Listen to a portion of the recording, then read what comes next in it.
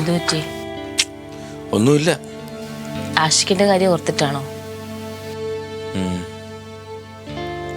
ടോമെ, നമ്മുടെ ജീവിതത്തിൽ അങ്ങനെ അപ്രതീക്ഷിതമായിട്ടുള്ള എന്തോരം സംഭവങ്ങൾ ഉണ്ടായിട്ടുണ്ട്. ഇതും അതുപോലെ ഒക്കെ നോക്കിയാൽ മതി. നല്ല കൂടാണെന്നവർ തന്നെ ഇത് എനിക്ക് വിശ്വസിക്കാൻ പറ്റണില്ല. വിശ്വസിക്കാൻ പറ്റാത്ത പല കാര്യങ്ങളും ഇനി സംഭവിക്കും. ഇപ്പൊ നിങ്ങളുടെ ആത്മാർത്ഥ സുഹൃത്തെ എൻ്റെ ഒപ്പ ഇതേപോലെ ഓരോരുത്തരും ഞാൻ നിങ്ങളൊന്നും അകറ്റും. എൻ്റെ കൂടെ ഉള്ളവരൊക്കെ നിങ്ങൾ നിങ്ങളുടെ അടുത്തോട്ടാക്കിയില്ലേ? ഇനി ഒറ്റപ്പെടുന്നതിന്റെ സുഖം കുറച്ച് നിങ്ങളും കൂടി ഒന്ന് അറിയാം. ഞങ്ങൾ നിന്റെ അടുത്ത് എന്ത് ചെയ്യുന്ന നീ പറയുന്നേ? ജസി, വെറുതെ കൂടുതൽ എന്നെ കൊണ്ട് പറയിപ്പിക്കണ്ട. അമ്മയെ പോയപ്പോൾ നിങ്ങളൊക്കെ എന്താ വിചാരിച്ചേ? ഞാൻ ഒറ്റയ്ക്കാവുന്നോ? ഒറ്റയ്ക്കായാലും എന്നെ കൊണ്ട് പലതും ചെയ്യാൻ സാധിക്കും. ആദ്യം നിന്നേക്ക് ഇവിടുന്ന് കെട്ടുകെട്ടിക്കാനുള്ള വഴി ഞാൻ കണ്ടുപിടിക്കും. അതവൻ തന്നെ എനിക്ക് പറഞ്ഞു തരും. നിങ്ങളുടെ ആത്മാർത്ഥ സുഹൃത്തല്ലേ?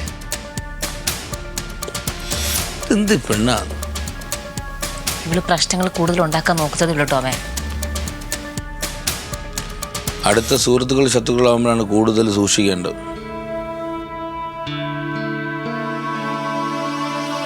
ഇത്ര നേരമായിട്ട് നമ്മുടെ പ്ലാൻ എന്താണെന്നൊന്നും ഇതുവരെ നീ പറഞ്ഞിട്ടില്ല. എടാ, അവരിവിടെ നിന്ന് ആദ്യം പുറത്താക്കണം. അതാണ് മേജർ പ്ലാൻ. നിനക്കൊരു കാര്യം അറിയോ? ഈ കാര്യങ്ങളിലൊക്കെ സത്യം അറിഞ്ഞപ്പോൾ ഞാൻ ആദ്യം അമൽ സാർ എടുത്ത എല്ലാ കാര്യം പറഞ്ഞത്.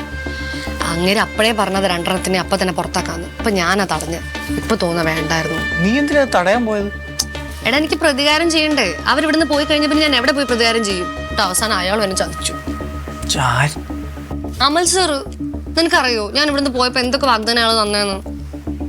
നിങ്ങൾ തമ്മിൽ റിലേഷനിലല്ലോ. അല്ല, വാഗ്ദാനം എന്നൊക്കെ പറഞ്ഞപ്പോ ഞാൻ പറഞ്ഞോളൂ. എനിക്കിതൊന്നും അറിയേണ്ട വലിയ കാര്യമൊന്നും. നിനക്ക് ഈ വാഗ്ദാനത്തിന് ഒരു അർത്ഥമുള്ളൂ. എന്നാൽ നീ ഉദ്ദേശിച്ച വാഗ്ദാനം അല്ല. അവരിവിടുന്ന് പുറത്താക്കാനും പണി കൊടുക്കാനൊക്കെ ഉള്ള വാഗ്ദാനം. എന്നിട്ട് ഞാൻ പോയ ഗ്യാപ്പിൽ അങ്ങനെ ഒരു ഫ്രണ്ട്ഷിപ്പ് ആവുകയും ചെയ്തു. ഇപ്പൊ എനിക്കിട്ട് പണി തരാൻ വേണ്ടി നിൽക്കുക. നീ പറ, ഞാൻ ഇതൊക്കെ എങ്ങനെ സഹിക്കും? ഇല്ല, പ്രതികാരം ചെയ്യണ്ടേ? ചെയ്യണം, ഉറപ്പായിട്ട് ചെയ്യണം. ആദ്യം അമൽ സാർ ഇവിടുന്ന് പുറത്താക്കണം. അത് നടക്കണ കാര്യമാണോ? പുള്ളി ഇവിടുത്തെ മെയിൻ അല്ലേ? എടാ, അതിനല്ല ഞാനിപ്പോ പ്രൊജക്ട് ടീമിന്റെ ഹെഡല്ലേ. അതിനാണല്ലോ ഐസക് സാർ എന്നെ ടീം ഹെഡ് ആക്കിയിരിക്കുന്നത്. ഇപ്പൊ നമുക്ക് വന്നിട്ടുള്ള പ്രൊജക്ട് ഒരു UK കമ്പനിയുടെയാണ്. ആ പ്രൊജക്ടിന് എന്തെങ്കിലും പറ്റിക്കഴിഞ്ഞാൽ ഫുൾ റെസ്പോൺസിബിലിറ്റി അമൽ സാറിന്റെ തലയിലാവും. അതിന് എന്തെങ്കിലും പറ്റിയാലല്ലേ? എടാ, ഞാനല്ലേ പ്രൊജക്ടിന്റെ ടീം ഹെഡ്.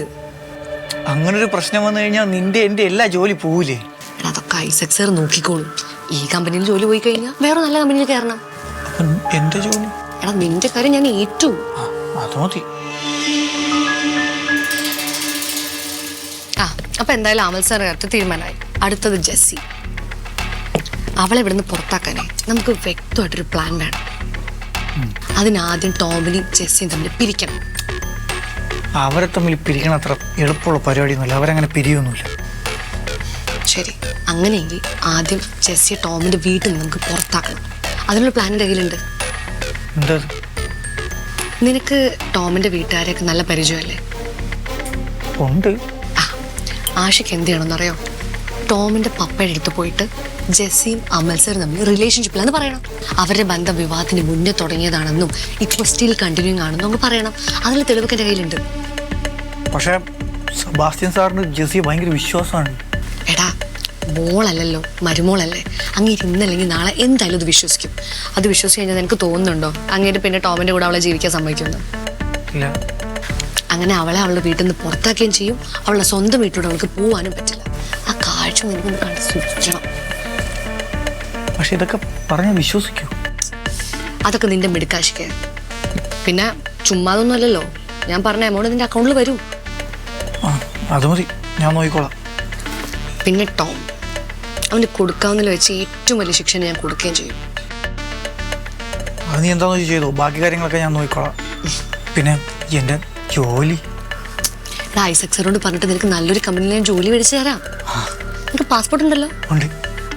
എനിക്കിവിടുന്ന് പോകണം, പോയിട്ട് രക്ഷപ്പെടണം. കുറെ കാലമായി ഇവിടെ കിടന്ന് കഷ്ടപ്പെടാൻ പറഞ്ഞിട്ട്. ഞാൻ അങ്ങോട്ട് അയ്യടാ, നിനക്ക് ജോലി ഞാൻ മേടിച്ചു തരാടാ. നീയൊക്കെ ചേർന്നല്ല എന്നെ കുറെ പറ്റിച്ചത്. കൂട്ടത്തിൽ നിനക്കും കിട്ടും പണി.